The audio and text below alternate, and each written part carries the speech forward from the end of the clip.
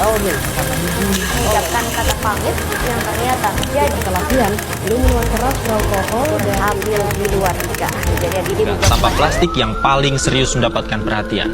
Ya benar, sampah plastik ini terus meningkat setiap tahunnya. Diharapkan pemerintah bisa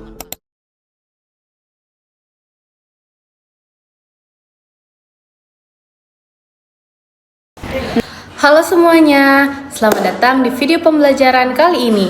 Pada kesempatan kali ini, kita akan membahas bagaimana cara menampilkan daftar laporan pengaduan masyarakat dari database ke halaman web menggunakan PHP dan Visual Studio Code.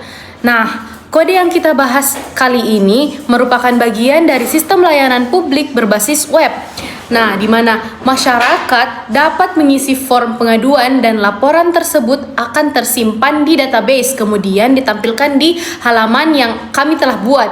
Nah, pada bagian pertama ini, kami akan melakukan persiapan lingkungan kerja sebelum mulai membuat website layanan publik menggunakan PHP.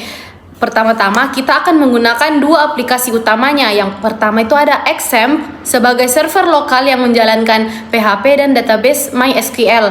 Dan yang kedua ada aplikasi Visual Studio Code sebagai kode editor untuk menuliskan programmingnya. Pada layar terlihat tampilan XAMPP Control Panel. Di sini ada beberapa service, tetapi yang kita gunakan hanya dua. Yang pertama ada Apache untuk menjalankan file PHP, dan yang kedua ada MySQL untuk menjalankan database-nya. Nah, untuk menjalankannya, klik tombol Start pada bagian Apache dan MySQL.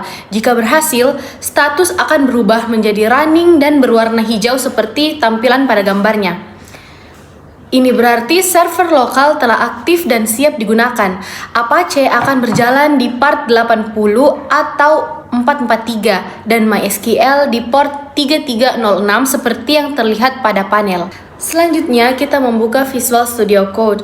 Agar codingan lebih mudah, kita menginstal terlebih dahulu extension pendukung PHP, yaitu yang pertama PHP Intelligence untuk membantu autocomplete sintaks PHP. Lalu yang kedua ada PHP Debug dan Profiler untuk debugging. Nah, yang ketiga ada PHP IntelliSense. Dan yang keempat ada Composer, dan yang terakhir ada AI Autocomplete for PHP.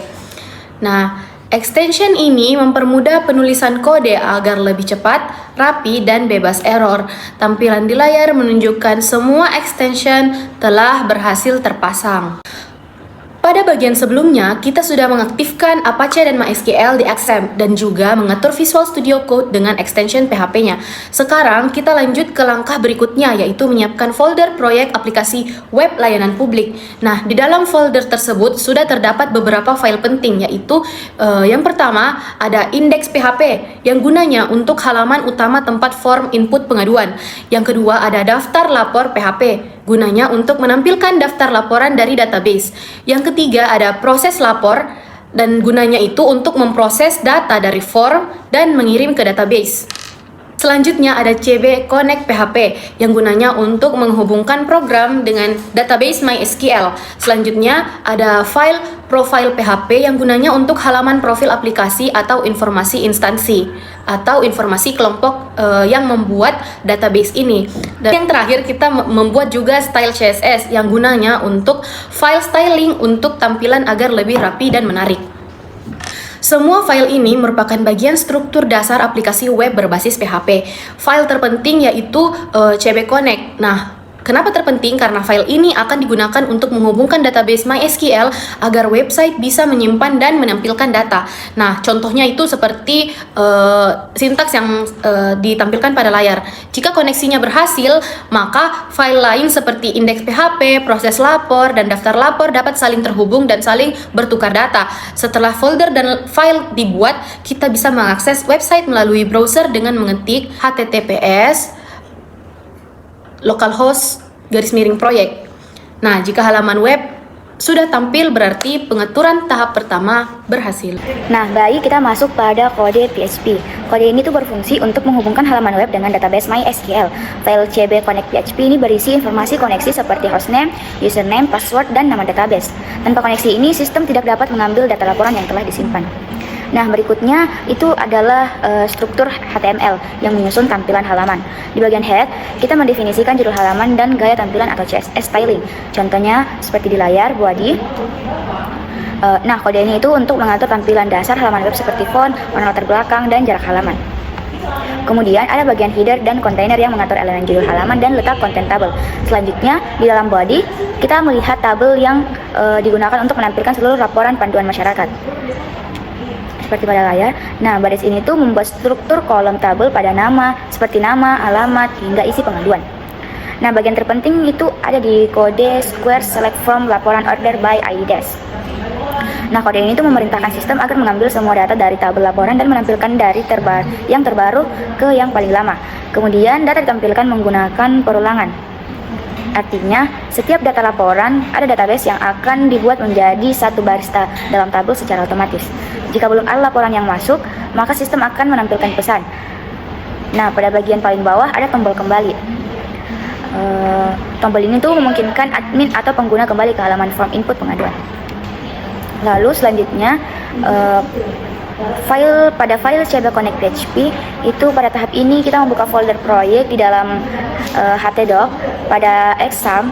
Nah, di sini tuh sudah ada beberapa file termasuk file CB Connect PHP. File ini digunakan untuk menghubungkan aplikasi ke database. Di dalam file tersebut kita menuliskan informasi server, username, password, dan nama database. Karena kita menggunakan exam, username-nya root dan passwordnya itu dikosongkan. Nama database yang kita gunakan adalah lapor_sederhana. Nah, setelah itu kita menggunakan fungsi mysqli_connect untuk membuat koneksi ke MySQL. Jika koneksi gagal akan muncul pesan error. Nah, sebelum menjalankan proyek, pastikan database dengan nama lapor sederhana itu sudah dibuat dalam PHP MyAdmin agar tidak muncul error. Baik, selanjutnya itu akan dijelaskan oleh teman saya. Selanjutnya pada bagian file index. Pada bagian ini kita membuat halaman utama berupa form pengaduan layanan publik menggunakan HTML dan CSS. Nah, di dalam tag style kita mengatur desain tampilan seperti warna background, ukuran font, jarak elemen, serta desain input, tombol, dan link. Ini bertujuan supaya tampilan menjadi rapi dan lebih modern. Selanjutnya di bagian body terdapat judul atau header yang menunjukkan nama layanan pengaduan. Di bawahnya terdapat form yang berisi beberapa input seperti nama lengkap, alamat, kecamatan, kelurahan, email, nomor telepon, kategori laporan, dan isi pengaduan. Form ini menggunakan metode POST dan akan diproses oleh file proses lapor.php ketika tombol submit ditekan. Di bagian bawah terdapat juga link untuk melihat daftar laporan yang sudah terkirim dan link menuju halaman profil kelompok.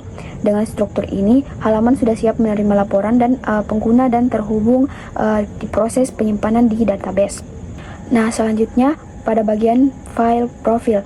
Pada bagian ini kita membuat halaman profil kelompok menggunakan HTML dan CSS. Halaman ini berfungsi untuk menampilkan informasi tentang pembuat website. Pada bagian style, kita mengatur desain elemen seperti warna background, ukuran tulisan, tampilan kontainer, serta tombol kembali agar tampilan halaman terlihat lebih rapi dan konsisten dengan halaman sebelumnya. Di bagian isi atau body terdapat header yang menunjukkan judul halaman profil. Di dalam kontainer kita menampilkan beberapa informasi seperti mata kuliah, kelas, nomor kelompok, daftar anggota, serta nama dosen pengampu. Nah, di bagian bawah halaman ada tombol kembali yang mengarahkan pengguna kembali ke halaman form utama.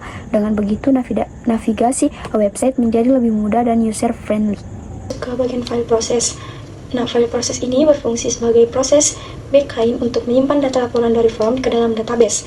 Di baris pertama, kita menghubungkan file ini dengan file koneksi database menggunakan include db_connect php supaya sistem dapat terhubung ke MySQL. Setelah itu, data yang diinput pengguna melalui form seperti nama, email, kategori laporan, dan isi pengaduan diambil menggunakan metode POST dan disimpan dalam variabel masing-masing.